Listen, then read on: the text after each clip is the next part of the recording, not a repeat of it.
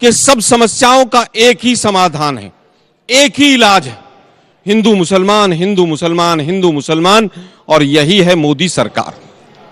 आज हालत यह, कोरोना होता है तो हिंदू मुसलमान, तबलीगी जमात, फलाना ढिकड़ा, केवल 3 साल तक वो हिंदू मुसलमान के रूप में ज्यादा देखा गया। आज अगर शेयर मार्केट में 1 लाख करोड़ रुपए गिर जाता है तो औरंगजेब की आत्मा चलती है महाराष्ट्र से, और वो नोएडा में तमाम स्टूडियो में घूमती 10 दिन तक शेयर मार्केट में जो 1 लाख करोड़ रुपए लोगों का डूबा उसको भुलवा देती है। आज हालत यह है कि कुंभ में 1000 से ज्यादा लोग मर जाते हैं। मैं अपनी बात को रिपीट करने के लिए भी बाध्य हूं, लेकिन वो 30 लोग जो मरे हैं, जो सरकारी आंकड़ा आया है, उसकी लिस्ट जो है वो हिंदुस्तान के लोगों को नहीं पता चलती है। 100 से ज्यादा लोग यहां पर नई दिल्ली स्टेशन में मर जाते हैं, 18 डिक्लेयर होते हैं, उन 18 की भी लिस्ट नहीं, क्योंकि समाधान एक ही समाधान, हिंदू मुसलमान, हिंदू मुसलमान। चुनाव आता है तो 80-20 होगा, शमशान कब्रिस्तान होगा, ज्यादा बच्चे वाले, कम बच्चे वाले, मुजरा, मंगलसूत्र, भैंस खोल ले जाएंगे। ये देश के प्रधानमंत्री की भाषा है। फिर कहते हैं साहब वो तो उन्होंने ऐसा बोल दिया था।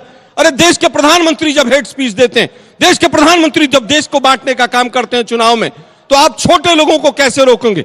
एक सीओ लेवल का अधिकारी अगर एक गलत शब्द बोलता है, गलत अपने जिम्मेदारी से भागता है, और मुख्यमंत्री उसकी पीठ थपथपाएंगे, तो बाकी अधिकारी भी होड़ में लग जाएंगे कि हम भी करेंगे। बस इतना जरूर याद रखिएगा कि आपको जो भी लगता हो, आपको लगता हो कि जानबूझकर कोई एजेंडा चल रहा है, जानबूझकर कुछ भी चल रहा है, लेकिन अखिलेश यादव आए और आते ही उन्होंने जवाब दिया।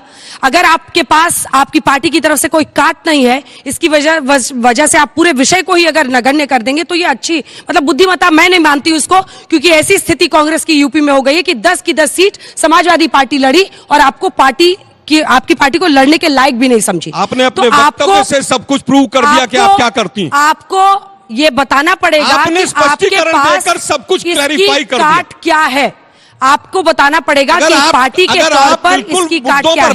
मृत्युंजय तिवारी जी, अब बड़ा इशू ये है, अब बड़ा इशू ये है कि आपने सुन लिया उनको, लेकिन सवाल ये है कि नमस्कार साथियों, मैं आपका दोस्त अशफाक अहमद और आप देख रहे हैं देशभक्त चैनल। होली की शुभकामनाएं सभी को, और रमजान भी चल रहा है और आज जुम्मा का दिन भी है, तो मुस्लिम भाइयों को भी ये बहुत ही पाक दिन है। और ये जो त्योहार होते हैं तो उसमें जो लोग होते हैं, जो लोग मतलब कि आम जो नागरिक है, तो उनके लिए तो खुशी का मौका है, लेकिन ऐसे मौके को भी किस तरीके से भुना के या फिर नफरत पैदा की जाए, ये सब बीजेपी आप देख रहे होंगे कि कैसे कर रही है।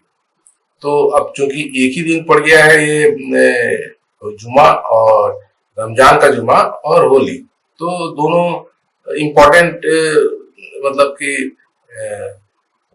आम लोगों के लिए है, तो उसको कैसे अपना एजेंडा सेट करना है। तो जो मस्जिदें हैं तो उनको तिरपाल ढकवाया जा रहा है, और हर तरह से कोशिश की जा रही है कि मतलब हिंदू मुसलमान हो जाए, तो ताकि इसका फायदा उठाया जा सके और मुद्दों को भटकाया भी जा सके।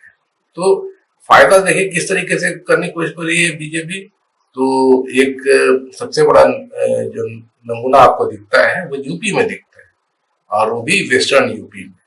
तो वेस्टर्न यूपी में देखिए 2013 के पहले बीजेपी कहीं नहीं थी। वहां पर राष्ट्रीय लोकदल जो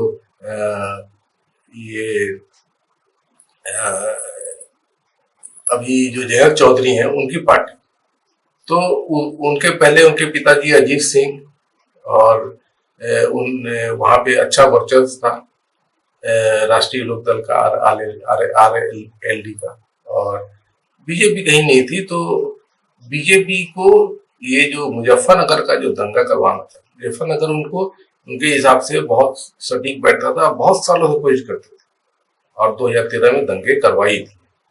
उसके बाद से आप देखेंगे कि वेस्टर्न यूपी जो है बदल गया, अब वहां पे बीजेपी जीतते आ रही है ना। और जो RLD है वो तो करीब खत्म है। अब वो जयंत चौधरी क्या नहीं करते, अब मजबूरी में अब तो बीजेपी के साथ में खुद चले गए वो।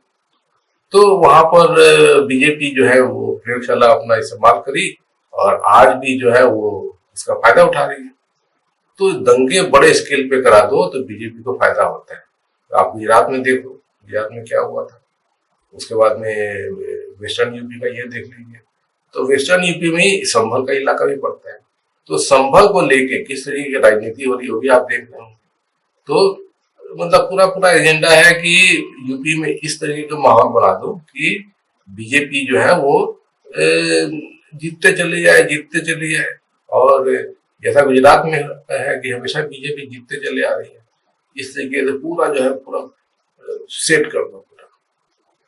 तो अभी योगी आदित्यनाथ चीफ मिनिस्टर है यूपी के, तो यूपी को अब आदित्यनाथ जी का ऐसे दिखता है कि जैसे गुजरात से मोदी जी जिस तरीके का माहौल बना के उसके बाद में प्राइम मिनिस्टर बन गए, तो अब योगी जी सोचते हैं कि अब उनका नंबर है, तो अब गुजरात मॉडल को यूपी में ले आओ। तो वही चीज हो रहा है। तो यहाँ पे दंगे करा दो बड़े स्केल पे, तो उसके बाद से जो ध्रुवीकरण पूरा हो जाएगा। ध्रुवीकरण जब पूरा हो जाएगा तो उसके बाद में फिर पूरे जो हिंदू वोट है वो बीजेपी को मिलने लगेंगे। तो ये एक एजेंडा है और इसके तहत ही पूरे तरीके से काम चल रहा है। तो जो कि बहुत खतरनाक है देश के लिए। कितनी मतलब बताइए कि लाशों के ढेर पर राजनीति करना कितनी गंदी बात है, और ये बीजेपी करती है। इनको कोई चीज से मतलब नहीं है, बस अपनी राजनीति करना है और राजनीति चमकाना है, और देश जाए भाड़ में और जनता जाए भाड़ में। इनको बस वोटों से मतलब है और सरकार बनाने से मतलब है और चुनाव जीतने से मतलब है। यही चीज पूरा दिखता है और इसी के तहत इस तरीके से बीजेपी काम कर रही है। तो यूपी आप देख लीजिए, अब बिहार के चुनाव होने वाले हैं, अब तो इसी साल होने वाले हैं। तो बिहार में भी यही चीज लेके जाने की कोशिश कर रहे हैं। तो वहां पर भी जो है वो जैसे कि यही जो जुमा और होली का जो मौका है, तो बीजेपी के नेता भड़काऊ बयान दे रहे हैं और उसके बाद में फिर बिहार में नीतीश कुमार को घेरने की भी कोशिश कर रहे हैं। और जब ये नीतीश कुमार को घेरना है तो उसके लिए धीरेन्द्र शास्त्री को बार बार बिहार भेज रहे हैं। उसके बाद में ये जो बयानबाजी कर रहे हैं और इस तरीके से बिहार में एक तो नीतीश कुमार को भी खत्म करना है, उनका कमजोर करना है। तो यही हिंदुत्व वाला जो एजेंडा है वो इसी तरीके से हो पाएगा। और जब जबरदस्त तरीके से दंगा अगर हो गया तो उसके बाद में जो आरजेडी जो है सबसे बड़ी पार्टी जो बिहार की है, तो वो भी कमजोर हो जाएगी, ध्रुवीकरण हो जाएगा। वरना अभी आज के डेट में आरजेडी सबसे मजबूत पार्टी है बिहार में, और तेजस्वी यादव बिहार के सबसे बड़े नेता है। तो ये कमजोर कैसे होगा, तो बस वही है कि दंगे करा दो। यही कोशिश जारी है बीजेपी की, कैसे भी दंगे हो जाए और उससे राजनीति की रोटी भी सेकी जा सकती है। और फिर जो मुद्दे होते हैं, अब आज देश में इतने बड़े बड़े मुद्दे हैं, बेरोजगारी, महंगाई, और जो काम नहीं होता है, भ्रष्टाचार है जबरदस्त तरीके से, चरम पे भ्रष्टाचार। तो ये सब चीजें हो रही हैं। तो इस पे मोदी जी तो पूरी तरह फेल है और बीजेपी जो पूरी तरह फेल है। और मोदी जी का ही परफॉर्मेंस देख लीजिए, क्या कर पाते हैं। अभी रिसेंटली अमेरिका में ट्रम्प सरकार बनी है तो उन्होंने टैरिफ लगा दिया है, तो हमारे देश पे भी लगा दिया है। मोदी चुपचाप से सुन के आ गए, कोई कुछ नहीं बोले। वहां से भारतीय नागरिकों को अमेरिका से मतलब कि जो अवैध रूप से अमेरिका चले गए थे, तो वो उनको कैदियों की तरह हथकड़ी पहना के वापस भेज दिया गया। तो ये इसमें मोदी जी कुछ नहीं बोलते हैं। ये सब तो मतलब हर तरह से मोदी जी फेल है, बीजेपी फेल है। तो अब इनके पास में करने को कुछ नहीं बचा है, तो अब इनका पूरा टारगेट है कि ये बस यही माहौल बनाओ कि कैसे भी दंगे कराओ और चुनाव में जीतो, मुद्दे भी भटकाओ और अपना सरकार बनाते जाओ। बस यही दिखता है और कोई एजेंडा है ही नहीं।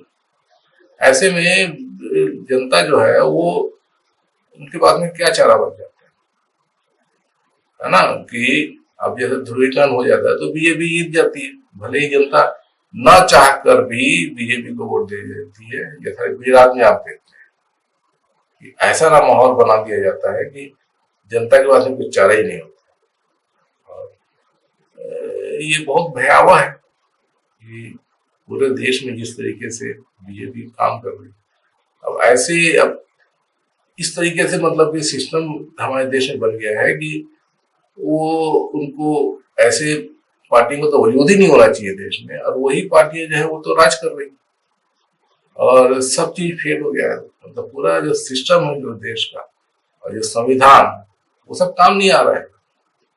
आगे का रास्ता तो खतरनाक दिखता है।